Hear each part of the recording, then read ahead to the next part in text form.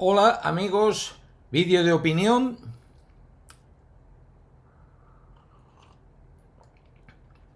Quiero expresar una preocupación creciente. Digo creciente porque la tengo desde hace varios años, pero cada vez se manifiesta de una manera más fuerte y me surge la urgencia de comunicarla. Y antes de que me líe, porque me voy a liar malamente, voy a intentar simplificar en qué consiste. Mi preocupación consiste en ver cómo el incremento de la distribución de la riqueza, esa brecha que es existente entre ricos y pobres, cada vez más acentuada, va de la mano, crece en paralelo al fenómeno del autoritarismo en nuestra sociedad. Crece de la mano de la gente que cada vez tiene un gusto más por ideas, corrientes, personas autoritarias, autócratas. Me parece que esos dos procesos van en paralelo. Y me preocupa, ocurre, obviamente, este creciente gusto del autoritarismo porque la gente está desencantada de la democracia. Las democracias no les están valiendo. ¿Por qué? Porque están diseñadas por las élites del dinero y cada vez se sienten menos protegidos. Pero el gusto por el autoritarismo le está llevando a elegir autócratas y corrientes de pensamiento y gente que imparte decisiones tomadas en el dinero, precisamente. O sea, la gente que quiere combatir las élites del dinero está sintiendo un gusto por gente que va a defender más, gente que forma parte de esa élite del dinero y que va a seguir diseñando las democracias más a su gusto, para sacar más dinero. La brecha entre pobres y ricos no ya es la brecha en sí, es que los ricos, teniendo un nivel de riqueza tan escandaloso como ya tienen, pues invierten más y más de ese dinero en el poder. Y digo bien, invierten, porque en lo que controlan medios de comunicación y donaciones a partidos políticos y se involucran más en política, pues más pueden seguir diseñando esa política, esas democracias a través de los sistemas tributarios a su favor, para seguir enriqueciéndose. Y eso lleva pasando no desde ahora, décadas. Y me viene ahora mismo, pumba, Obama, porque voy a hablar de derecha y de izquierda, y para que no parezca esto que yo estoy a favor de uno de otros, ahí empieza con Obama, me acuerdo, en 2018, en la crisis financiera. Ahí eso fue una crisis creada desde el sistema financiero, con subproductos, hipotecas y historias que la gente ni sabía lo que estaba invirtiendo, y que cuando colapsó, pues ahí cayeron unos cuantos bancos y fondos de inversión y directivos, pero no recuerdo que nadie fuese a la cárcel. Y Obama, cuando rehizo la administración, pues su grupo financiero fueron los mismos directivos y CEOs de los bancos que habían caído. La misma gente que había creado esa crisis financiera fue los que Obama puso para llevar la administración, para reconstruir el sistema financiero que ellos mismos habían quebrantado. O sea, eso ya fue, pues mira, cuando Obama, 2008, Trump, pues igual. Estamos hablando de cómo las élites del dinero, cómo las democracias están diseñadas de una manera que cada vez favorecen más a los ricos para enriquecerse. Y precisamente ahí, por eso está el trabajador, pues que ya no le da para pagar la renta, que trabaja toda la vida para pagar la hipoteca de una casa, que el mismo sueldo cada vez le da menos por la carestía de la vida. Mira, he hecho mención a Trump. Ya digo, va a ser todo poco muy deshilachado, porque tengo muchas piezas de información y porque esto viene de lejos. Pero todo apunta a eso, a este paralelismo entre la brecha de ricos y pobres, entre cómo crece la riqueza y cómo crece el autoritarismo, porque está conectado, porque los ricos y su dinero están creando sistemas de poder, cada vez mecanismos democráticos para seguir inflándose ellos, y detrás del capitalismo, si no se regula, si no se controla, pues ahí orgánicamente surge la explotación y cada vez va a haber más gente explotada. Y las soluciones que estamos implementando no veo que vayan por buen camino, porque no nos estamos en el discurso bipartidista y no vamos a las causas de raíz. O sea, los que vamos a sustituir a unos por otros, al final van a ser los mismos. Van a seguir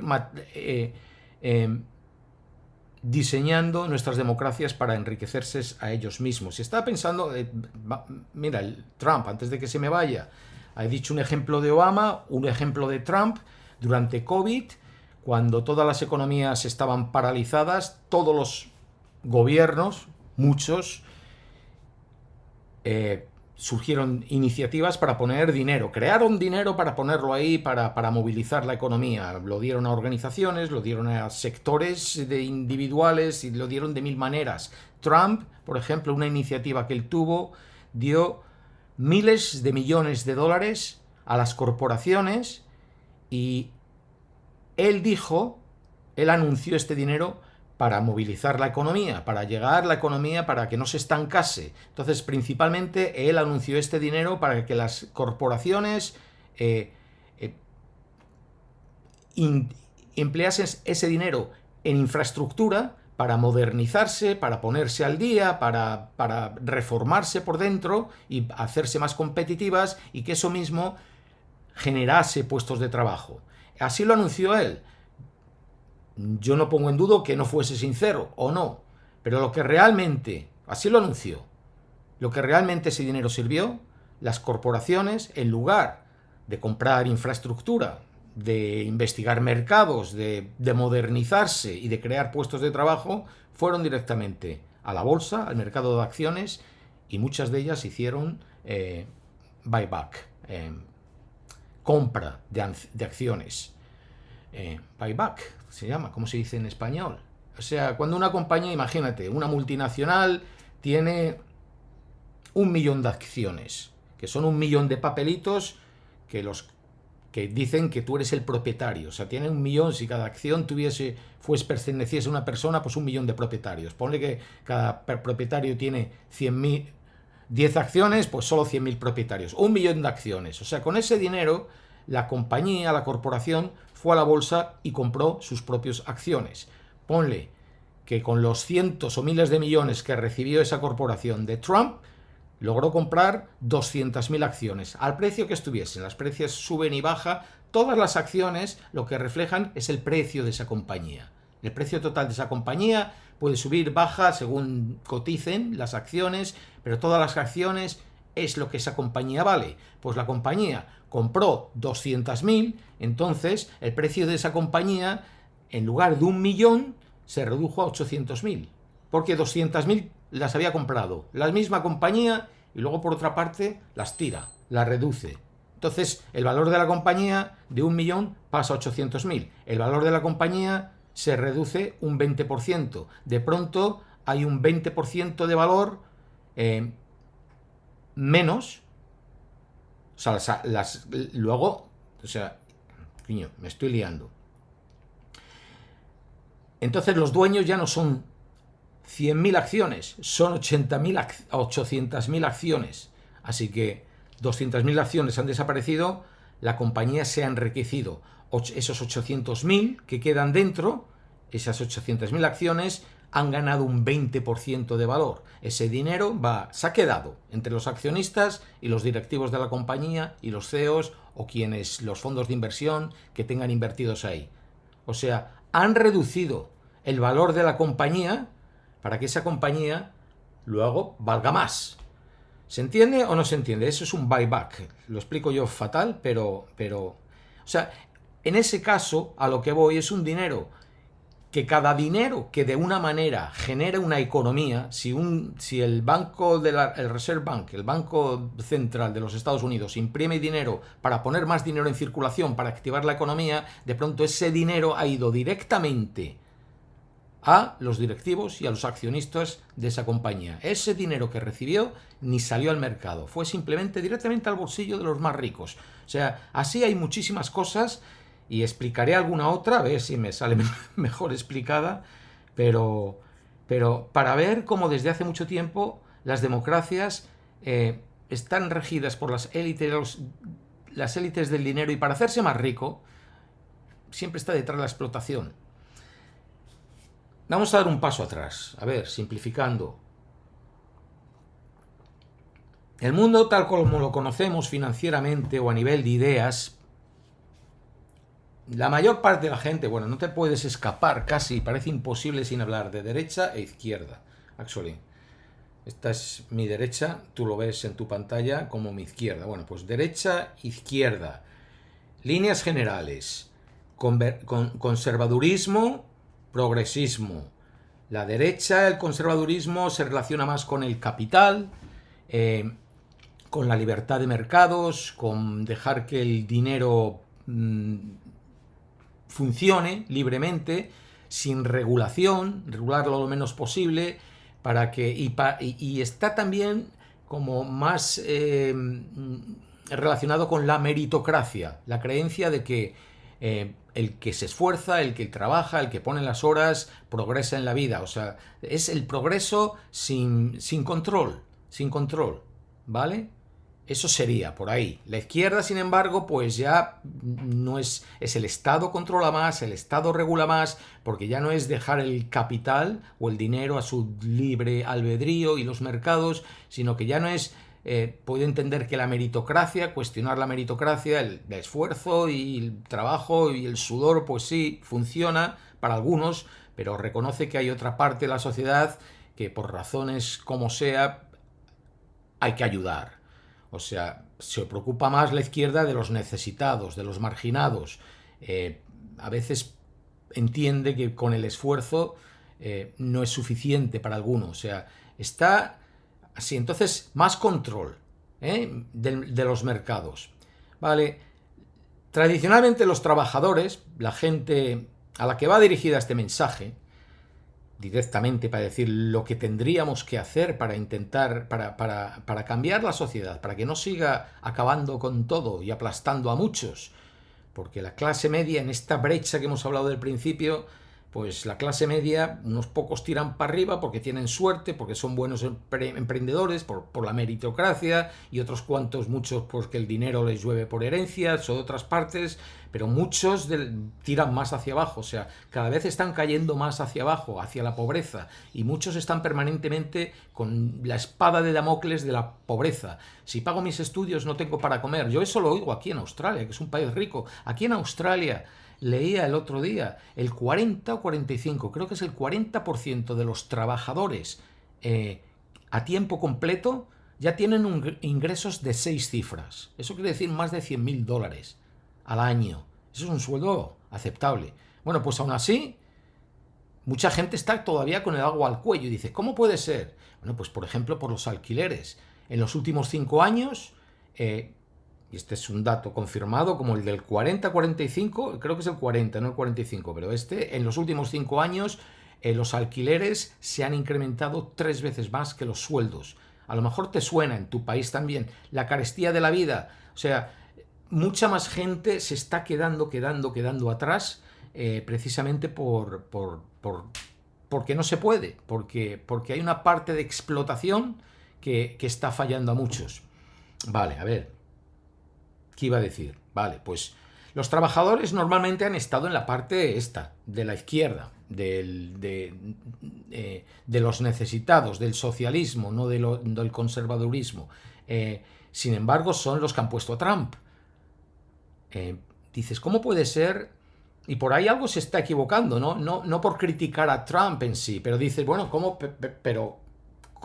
va a ayudar a un trabajador a comprar una vivienda, a tener un sueldo más aceptable, a tener mejores condiciones de trabajo, a alguien que es un multimillonario, que tiene 1000 chanchullos legales pendientes por haber estado explotando a trabajadores aquí, allá, y que, bueno, y que se crea su propia criptomoneda y que está más preocupado de sus negocios y de los negocios a sus allegados y a sus familias y hacer favores aquí y allá, ¿sabes? Lo que es. ¿Cómo es una persona así? ¿Por qué llega al poder? Pues porque mucha gente se siente desengañada precisamente con una democracia que no le soluciona los problemas. Pero la solución no es reemplazar a unos con otros. Tengo unos datos que quiero leer porque para reforzar este concepto que digo, ¿por qué nos tiene que preocupar la brecha entre ricos y pobres? Bueno, hay que hacerse una idea, y creo que esto todo lo tenéis muy claro, de lo asombrosa que es ya la riqueza de algunos. Nosotros tenemos una serie que lleva ahí años, Pobres y Ricos, y cómo esta brecha ha ido afectando a todos y a todo, al planeta, a gente de diferentes países, sectores de la sociedad, y cómo influye todo de una manera a peor. O sea, algunos datos que son asombrosos, pero ciertos, que he cogido aquí, es que tenía uno, he ido a chequear uno que era sobre...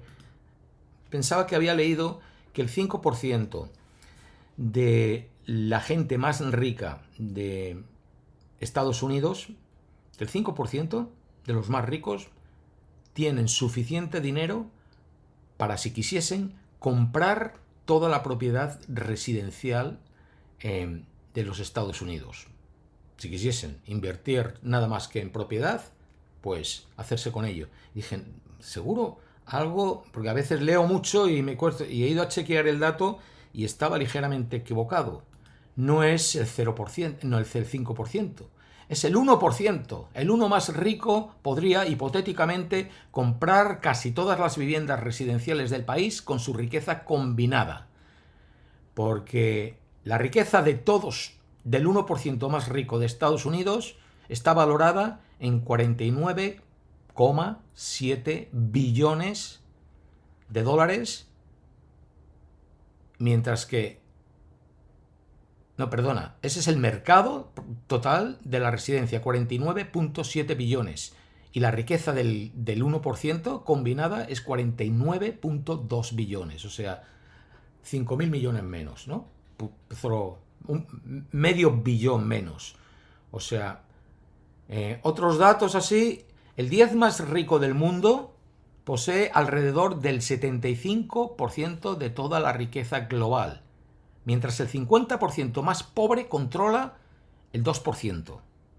La mitad del planeta más pobre controla el 2% de la riqueza, mientras que el 10 más rico controla 3/4 partes de la riqueza del mundo. El 1 más rico del mundo ha capturado casi la mitad o más de toda la nueva riqueza creada en los últimos años, superando con mucho al resto del 99% de la población global combinado. Y esto ya lo veíamos en COVID, que precisamente cada vez que hay una tragedia, cada vez que hay una crisis financiera o algo que interrumpe los mercados, siempre surge igual. Los ricos salen más ricos y los pobres más pobres. O sea, de los últimos años, el 1 más rico ha capturado toda. O sea, ese dinero que se imprime por mil razones termina en los bolsillos de los más ricos. Bueno, y aquí tengo muchísimas igual. En muchos países, el 1% controla más riqueza que el 90% inferior combinado. O sea, el 90%, los 9 de cada 10 más pobres de un país, esos 9, ese 90%, tienen menos que el 1%. El sector inmobiliario, el principal activo de muchas personas, concentra todavía más riqueza en las capas altas. El 10% superior posee 3/4 partes de todo el patrimonio inmobiliario mundial. O O sea, el 10%, aquí tienes la respuesta, el 10% más rico controla 3/4 partes de todo el patrimonio. Pues hay que ir ahí. ¿Por dónde empiezan las soluciones? ¿Por dónde se dan? Olvídate, porque es todo bipartidismo, entre esta derecha y izquierda, a la hora de pegarse por el poder, pues vale todo. Y cuentan, van con sus mensajes populistas y se tiran, se meten leña por aquí y por allá, pero olvídate, porque hay mucha morralla. El problema que tú necesitas resolver es esa riqueza, es esa élite del dinero que cada vez que llega al poder, cada vez que entra al Parlamento, cada vez que reforma una ley, lo hace para recuperar el dinero que está embolsando, que está poniendo en pagar a este partido político, en pagar esa campaña publicitaria, en propagar ese eslogan, todo eso. Entonces, dices, ¿dónde está la riqueza? ¿Qué se tiene que hacer? Un impuesto a los ricos. Si viene un partido que te diga, vamos a poner un impuesto a la riqueza, porque esto que acabáis de oír ya es desorbitante, ya es demasiado. Un impuesto a la riqueza. Vota ese. Exige a tu representante político, tu concejal o tal, vete con eso. ¿Dónde está? ¿Qué vais a hacer para controlar la riqueza? Un impuesto a la riqueza.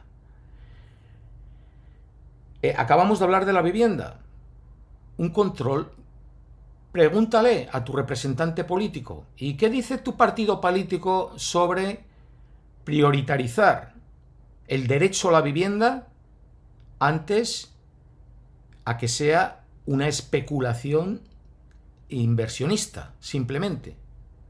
Porque si el 10% controla 3/4 partes de la propiedad, dice la propiedad entera, no sé si es, porque la propiedad se divide en residencial, en industrial y en comercial, pero ha dicho la propiedad entera. Pues ponte con las casas. O sea, por ejemplo, es que ahora, por ejemplo, la casa, la vivienda, muchos jóvenes estáis con el problema de la vivienda. Tenemos 4 vídeos para entender el problema de la vivienda, ¿sabes? Las causas son severas, pero la mayor es los fondos de inversión y los bancos, los mayores propietarios. En España, por ejemplo, me viene el dato que recuerdo, hay 4 millones de casas vacías. Yo vivía, bueno, aquí vienen las historias del abuelito, para que veáis que esto no viene de ahora, viene de entonces. En 1992 yo tenía alquilada una casa en el paseo, en la calle Alcalá de Madrid, el barrio de Salamanca, que es lo más caro, pues 200.000 pesetas, antes de que empezasen los euros. Eso sería como alquilar una casa ahora por 2.000 euros al mes. ¿Cómo la podíamos pagar? Pero una casa, un pisazo, con un... ya empezó el ignorarlo. Con una terraza que miraba allí hacia el Retiro, la calle Alcalá. Éramos 4, 2 parejas. Como era una casa grande, eran 4. Los 4 trabajábamos. Bueno, pues con eso pagábamos, y 2 parejas, teníamos casa suficiente, de sobra. Era una casa, un edificio de estos señorial, antiguo, pero que hasta la cocina. Tenía un ascensor para echar la basura y que el ascensor bajase hasta abajo. Y lo que menciono es que yo estaba allí, me ponía en la terraza y mirabas alrededor. 92, España llovía el de enero dentro. Eran las Olimpiadas de Barcelona ese año. Madrid era la capital cultural de Europa. Estaba la Expo de Sevilla. O sea, había récords de turismo. Pues desde mi terraza, que era en el centro de la ciudad, con toda la zona más rica, mirabas alrededor y estaban más de la mitad de las ventanas con las persianas bajadas. Más de la mitad de las casas vacías. ¿Por qué? Porque o pagabas 200.000 pesetas o 2.000 euros de alquiler, como pagamos nosotros, o estaban cerradas, ni se molestaban. Claro, también había mucho ocupa, entonces, porque como la vida estaba tan ya castigada para algunos, pues en los barrios más humildes había ocupas y tal. En estos barrios ricos, pues por ahí no se metían los ocupas, porque vendría la policía. Pero antes que arrendarlas por un precio razonable, pues preferían tenerlas ahí, cerradas. Ya estaban acumulando dinero, cada vez valdría más, y así ya las venderían, no les preocupaba. Los ricos tenían todo el centro de Madrid, la mitad cerrado. Entonces eso hay que... Leyes para controlar eso. No se pueden tener 4 casas y 4 casas cerradas. Compras una o no puedes comprar más de 2 casas para hipotecar. Mira, te digo aquí en Australia. En Australia, aunque te he dicho, el problema de la vivienda está igual, fatal. Y seguramente en tu país tú me puedes comentar cómo anda. Pero entre los alquileres, el precio de las viviendas, aquí por las nubes. Y aun ganando los sueldos que te he mencionado de 6 cifras, todavía la gente no se puede meter a comprar una casa. O sea que tiene que pagar estos alquileres abusivos. ¿Por qué no puede entrar a una casa? Pues mira, hablando de cómo está diseñado el sistema. Yo no sé si esto existe en tu país, pero aquí existe el negative gearing, que se traduciría como endeudamiento negativo o apalancamiento negativo. Y se utiliza mucho en inmobiliaria, precisamente. Y quiere decir que si tú compras una casa y la alquilas, pero todo lo que sean costos más que ganancia, pues eso es una pérdida neta. Y esa pérdida la puedes, antes de hacer tu declaración anual, la puedes adjuntar, la puedes incorporar, la pérdida la puedes incorporar a tus ingresos anuales, a tu salario. Y si es una pérdida, pues entonces te la deduces. Entonces hay muchísima gente que utiliza eso. Gente que para aprovecharse de esa ventaja fiscal que está para favorecer a los ricos, pues tiene 4, 5, 6 casas y va y se presenta y compra otra casa. ¿Por qué? Pues el sistema funciona así. Tú solo necesitas un 5% de entrada. Para comprarte un piso necesitas un 5% de entrada. A ver qué banco te va a dar a ti, si es tu primera casa, una hipoteca, un dinero, te va a prestar un dinero si tú solo incorporas un 5%. Bueno, si tienes 5 o 6 casas, el banco te lo da. Dice, bueno, como tienes 5 o 6 casas, ahí si algo va mal, recuperamos las casas o cualquier cosa, te quitan las casas. Lo aconsejable es tener un 20% de entrada, porque así te ahorras el impuesto para impuesto hipotecario para prestamistas, pero con un 5%. Entonces tú imagínate que solo con un 5% vas y te compras una casa. Te compras una casa y la alquilas directamente. Y a lo mejor esa casa te da 20.000 euros o dólares al año de alquiler. Pero como tienes una hipoteca, a lo mejor tienes una hipoteca de 30.000 dólares. O sea, tienes unos ingresos de 20.000 dólares. Pero tienes la hipoteca de 30.000. Y luego pone que a lo mejor tienes entre tasas, impuestos, mantenimiento, no sé qué, no sé cuánto, pone otros 20.000. Entonces imagínate que tienes unas ganancias por alquiler de 20.000 y tienes un coste, unos gastos de 50.000. Bueno, pues tienes una pérdida neta de 30.000 dólares. Si por otra parte tú tienes un sueldo de 100.000 dólares, pues antes de pagar tus impuestos sobre los 100.000 dólares, tú dices, espera un momento, que es que tengo aquí una pérdida, y directamente te la incorporas a tu sueldo como pérdida. O sea, tú declaras a Hacienda 70.000 dólares. En lugar de pagar impuestos por 100.000 dólares, que a lo mejor es un 35% porque llega a los 100.000, pues 70.000 ya te baja, no solo te baja proporcionalmente 30.000 dólares menos, sino que te baja la franja de impuestos.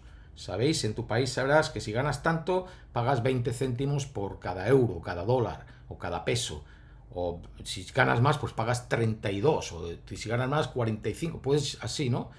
O sea, te ahorras dinero, estás ganando un pastón, has comprado una casa y te estás deduciendo. Aunque seas más rico, estás pagando menos impuestos que otro que a lo mejor gana 85.000 y no tiene nada y paga más impuestos que tú. O sea, estás teniendo una pérdida a corto plazo, pero ahí tienes la casa, que se te va revalorizando y revalorizando y revalorizando. O sea, y al final, el día que la vendas, solo con la ganancia del capital de esa propiedad, te va a cubrir todas las pérdidas que tuviste y encima te ha estado ayudando a pagar menos impuestos durante 10 años. ¿Entiendes? Bueno, que alguien lo pueda hacer, dice, oh, pues que lo haga. Sí, pero ¿cómo afecta eso aquí al que no puede, al más pobre? Pues por eso se inflan los precios de las sociedades. Muchas casas se venden en auctions, sobre todo en las ciudades. Auctions es una acción. Subasta, a subasta. O sea, tienes que registrarte antes, saber que vas a participar, pero el día hace una mañana soleada, los sábados, los domingos, y ahí tú vas a ver el subasta, pumba. Y allí tienes 60, 70 personas. ¿Qué? Se vende, 1,5 millón, 1.600.000, a la una, a las dos, 1.700.000, a subasta, ¿sabes? Pues ahí se presenta mucha gente que a lo mejor está ahorrando 15 años para pagar una entrada de un piso, y han encontrado tal, y llevan buscando pues 10 años, y finalmente esta es la mía, y llegas ahí a la subasta, lo tengo, por fin. Dejar de pagar alquiler, su sueño se va a hacer realidad, y en el último momento llega otro, ¡pumba!, y te la quita. Porque pagó $20.000 más.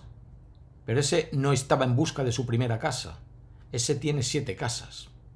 Y como no las quiere vender, porque si vende una casa, pues va a tener que pagar capital gains, dice, pues no, pero mejor no las vendo, las sigo acumulando mientras pueda, y además me valen para comprar otra. Y así te puedes seguir toda la vida acumulando casas y deduciendo tus impuestos, para que al final acumulas riqueza. Pero acumulas riqueza a expensas del que vaya a comprar. Ya me quitaron otra vez la casa, me cago en 10. Pues vete a tu representante político y dile eso. ¿Qué va a hacer usted para mí, para yo, a poder asegurar mi primera casa?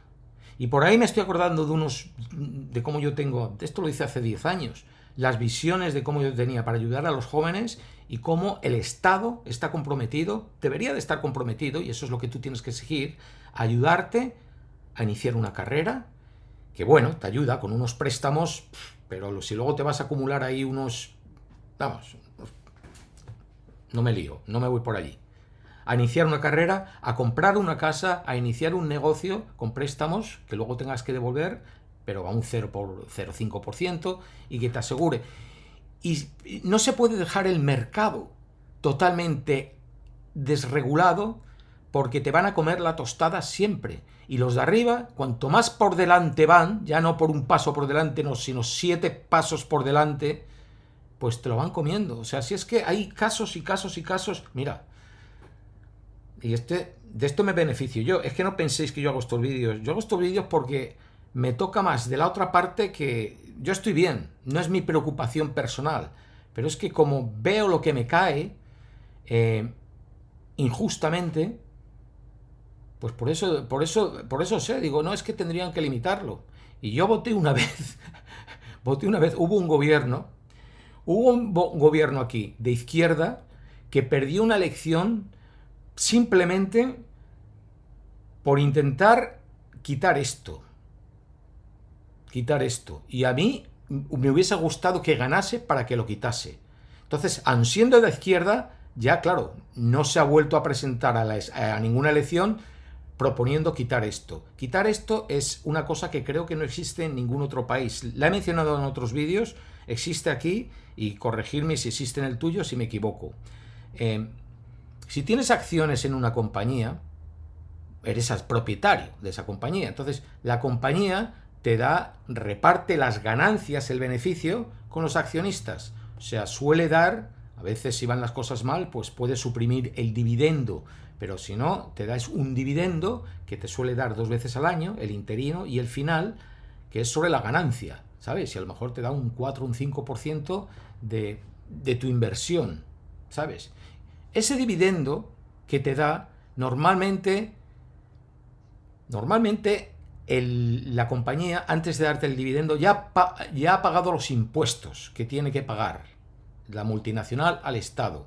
Bueno, pues se llaman créditos franqueados, creo que se llama. Entonces, el dividendo tiene esos créditos franqueados. Te quiere decir que la compañía ya ha pagado un 50, un 75% o un 100% de los impuestos. Entonces, ese dinero para ti todavía tienes que ganarlo como ganancia. Y tienes que, a la declaración Al tiempo de la declaración de la renta anual, tú tienes que incorporar esa ganancia, otras ganancias que tengan, tu salario, lo que sea. O sea, ese dinero es una ganancia y lo tienes que declarar. Pero ese impuesto que ya pagó la compañía, te lo devuelve. Eso no lo he visto yo en ningún otro país. Aquí te lo devuelve. Entonces, si tienes un salario bajo, no solo te llevas los dividendos de la compañía, sino que al final, en la declaración de la renta, y esto me ha pasado a mí, el Estado te da el dinero. Dices, pero señor mío, ¿no es suficiente ya que estés ahí, si tienes el dinero para invertirlo y lo pones en una corporación? Porque aquí, por ejemplo, las multinacionales BHP Billiton, Origin, Río Tinto, las de minerales y todas comodidades de ganadería o de cereales, pero las de energía y las de minerales, esas ganan millones y millones y millones. Y no es suficiente que te den ya los dividendos como para que encima el Estado tenga que devolver el impuesto que pagó. El impuesto que pagó está bien pagado. Pero ese es el rollo, ¿sabes? Al final, las multinacionales, y esto seguro que pasa también en tu país, tú miras lo que paga un fulanito, lo que paga a alguien que gana 40, 50 mil, 60 mil dólares, pesos, bueno, no pesos, o euros al año, y esa persona a lo mejor está pagando un 18, un 25% de su sueldo en acciones, de su salario, en impuestos al final del año, al impuesto sobre la renta. Y te ves las compañías estas que ganan billones y billones y a lo mejor están pagando un 9%. Dicen, pero ¿cómo pueden pagar menos una corporación que gana millones y que tiene ahí un equipo directivo que cada uno se pagan unos bonuses millonarios y solo a lo mejor pagar del equipo directivo de la compañía ya son 350 millones? Y aún así pagan menos en impuestos que el ciudadano de pie. Pues porque tienen un equipo de abogados, que también se gasta millones y millones, para encontrar esto y esto y esto y esto, y por aquí me desquito, y por aquí tal, y por aquí reinvento, y por aquí tal, y está todo podrido. Viene diseñado así, desde hace décadas, y cada vez afinan más. Cada vez afinan más. Entonces no te dejes... Se entiende la frustración de la gente que su dinero cada vez le da para menos. Estaba hablando el otro día con una amiga, ya está en los 50 y picos, y dice, es que es una chica soltera, y dice, todas mis amigas están como yo, simplemente trabajando para pagar la hipoteca. O sea, ya terminará de pagar la hipoteca pues cuando ya tenga que ir a la residencia de ancianos, a lo mejor. Pero bueno, tendré una casa propia que... Pero es eso, mucha gente está para... Cuando, yo lo dije recientemente, yo el año que pasé en Japón, en el 94, trabajando, un sueldo normal, no gran cosa, buen sueldo, pero no gran cosa, me dio para comprar la mitad de la casa. Pagué con ello la mitad de la casa esta, en la que vivo. ¿Por dónde seguir? Pero ¿por qué se relaciona precisamente? Bueno, o sea, las élites... nos defraudan al trabajador, defraudan a las clases, la creciente frustración de la gente trabajadora viene porque las democracias no están cada vez más regidas por las élites del dinero. Para deshacerse de ello, vamos a ver si tengo por aquí, hay que poner un impuesto a la riqueza, hay que regular las leyes antimonopolios. Porque los monopolios, hay leyes estipuladas para controlar. En Estados Unidos por lo menos las hay, y a veces hay algún presidente que surge y las aplica, ¿sabes? Y decir, bueno, pero bueno, es que tienen tanto dinero las multinacionales que aunque le pongan una multa, y ahí está la de Exxon, fíjate, también el caso de la corporación. Cuando a una corporación, Exxon, le cayó la multa más grande de la historia hasta entonces por el derramamiento de petróleo del Exxon Valdez en las costas cerca de Alaska. Voy a dejar el vídeo por debajo. Bueno, pues le cayó una multa que era la mayor multa de la historia a una corporación.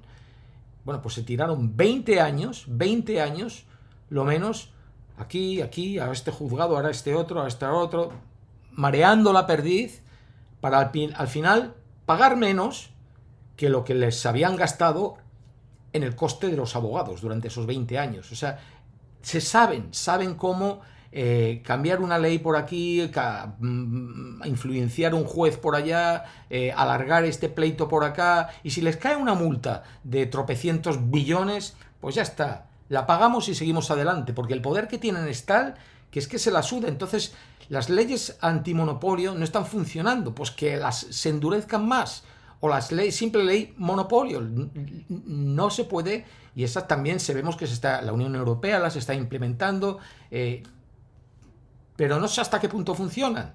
No se puede monopolizar la competencia hasta el punto que barres ilegalmente a la competencia de al lado porque la aplastas de una manera que...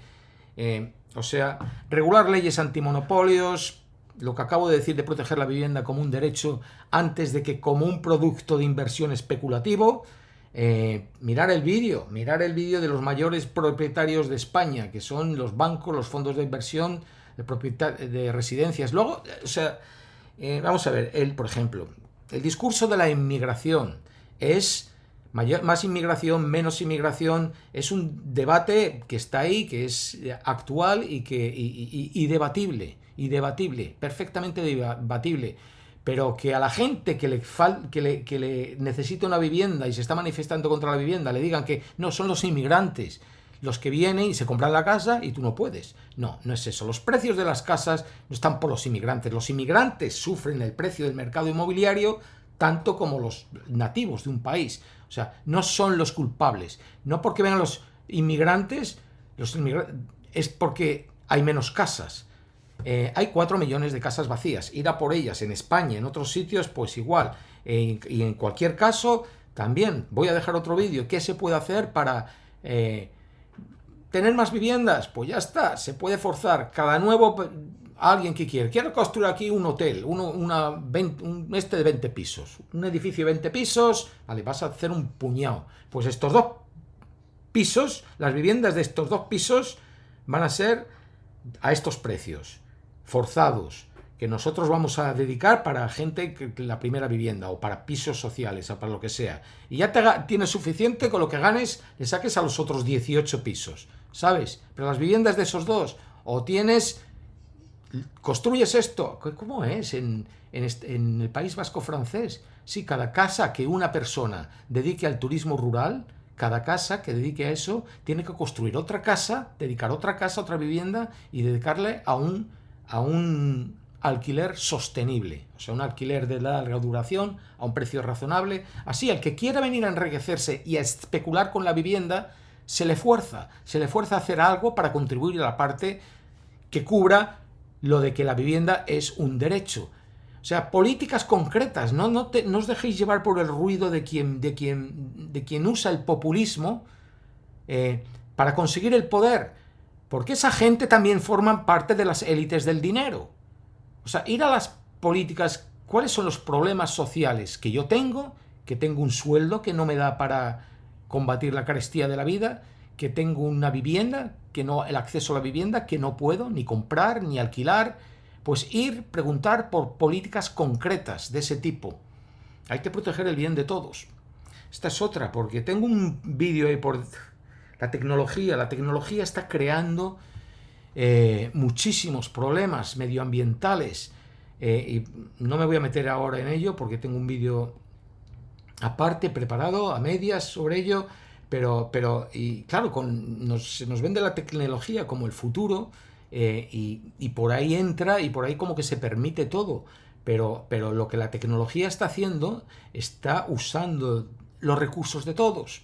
Lo que es la atmósfera, lo que es el aire limpio, lo que es el agua, son los recursos más preciados de la humanidad y pertenecen a todos. Y no hay regulación suficiente.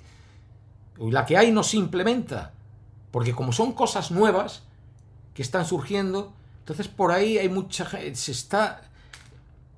el planeta va a sufrir, está sufriendo y va a seguir sufriendo. Entonces, ¿y por qué digo yo que gente como Trump, gente como Elon Musk? Mira, otra cosa que también voy a hacer otro vídeo, tengo 3 noticias sobre Elon Musk, que voy a poner en una, pero esto es un estudio que acaba de salir y te viene a decir, vamos a ver, te viene a decir que si permites que X, Twitter, determine el contenido que lees, eso quiere decir, tienes una nueva funcionalidad del feed, ¿sabes? Si tú escoges, puedes escoger ahí, pero si no escoges nada, pues han hecho ahí, lo han dejado, han creado cuentas neutrales, sin decir quiero noticias de izquierda o de derecha o de arriba o de abajo, y el feed te da noticias de derecha. Y estas noticias, pues, y a diferencia dice, bueno, y en tan solo unas semanas probablemente terminarás siendo mucho más derechista que si decidieras tú escoger lo que quieres ver. O sea, los algoritmos notoriamente opacos de las plataformas de redes sociales, cuestionad el nombre, no son redes sociales, las redes sociales murieron, lo que es este vídeo que estás viendo, que ha sido siempre, y el resto, TikTok, Facebook fue una red social en su comienzo, que es para entablar conversación, para encontrar gente, para, si uno subía una fotografía, crear, ¿sabes? Encontrar gente que conocías y comunicar, era conversación. Ahora son plataformas de entretenimiento amateur masivo. Son lo que son, plataformas de entretenimiento. Tú vas ya no a comunicar, no a socializar. Todavía quedáis alguno debajo de los vídeos que vale la pena. Pero no, 8 de cada 10 personas ya dicen, no, yo voy a entretenerme. Y te metes y ese entretenimiento que es, no voy a decir deleznable, pero mayormente amateur, ¿sabes? Gratuito, solo para publicidad. Entonces, y los algoritmos ya solo van a que ya ni lo que te gusta, ni lo que no te gusta. Por eso desaparece tanta gente en los suscriptores, que me decís, oye, yo estaba suscrito a ti y ya no lo estoy.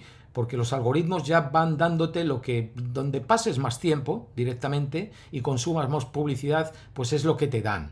O sea, olvidaros de redes sociales, llamarlas plataformas de entretenimiento masivo, barato. ¿Qué es lo que son? Los algoritmos notariamente opacos de las plataformas de entretenimiento masivo deciden cada vez más las noticias y el contenido que vemos. Todo gestionado y decidido por los jefes tecnológicos de otros países, como Elon Musk, el propietario de X. Y ahora sabemos que lo que se les ofrece a los usuarios afecta sus perspectivas del mundo real. Porque este estudio, además, tenía probado que estás ahí 3 o 4 semanas, recibes este material y luego te separas semanas, pero ya estás influenciado por el material que vistes. O sea, tu percepción de la realidad son las noticias que te han estado dando desde entonces, a menudo alimentando la división y la indignación que han llegado a definir gran parte del discurso público. O sea, Musk tener más poder va a estar creando una sociedad más conforme con el punto de vista que a él le conviene, que es seguir generando riqueza para sí mismo. Así que detrás de las democracias fallar, detrás de la frustración hacia las democracias por simplemente estar llevadas por las élites del dinero, el crecimiento de autócratas y de modelos autoritarios es que puede cambiar con las democracias, y eso es muy serio. Eso es muy serio, porque no tener democracias, no tener organismos democráticos de discusión y de frenar excesos y de frenar explotación, pues vamos a ver más locos en el poder, más gente que decida, ahora tenemos que ir a la guerra, y vamos a la guerra, más gente que te informe de la manera que quiera, de manera que compre y maneje los medios de comunicación, que extermine, que quite de en medio gente como yo, gente que simplemente con una mentalidad más abierta, espérese un momento. Va a haber más guerras, más descontrol, más desinformación, más enfermedades, porque ya está que estoy leyendo casos de viruela o de varicela, ¿de qué son? En España, ya también, o sea, porque se cree menos en... Anyway, me voy. ¿Qué tiempo llevo? ¿Vale? Más casos.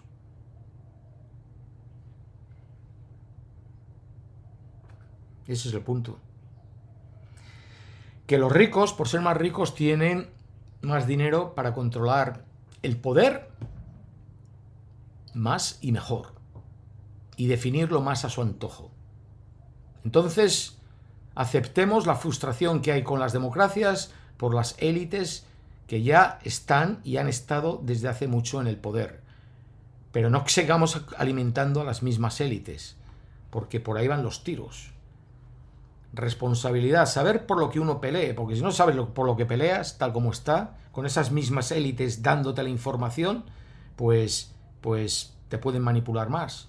Ya hay suficiente explotación, hay que frenar la explotación para que el pensamiento libre, la gente se despreocupe un poco de estar explotado y de lo que voy a comer hoy o donde voy a dormir mañana, y pueda tener un pensamiento más amplio, porque si no, cuando hay hambre, cuando hay necesidad, cuando tienes el miedo constante de que puedes caer en la pobreza, pues más fácil vas a ser manipulado, y más te vas a dejar llevar por el que más grite, por el que más miedo te dé, y siempre desviando la atención.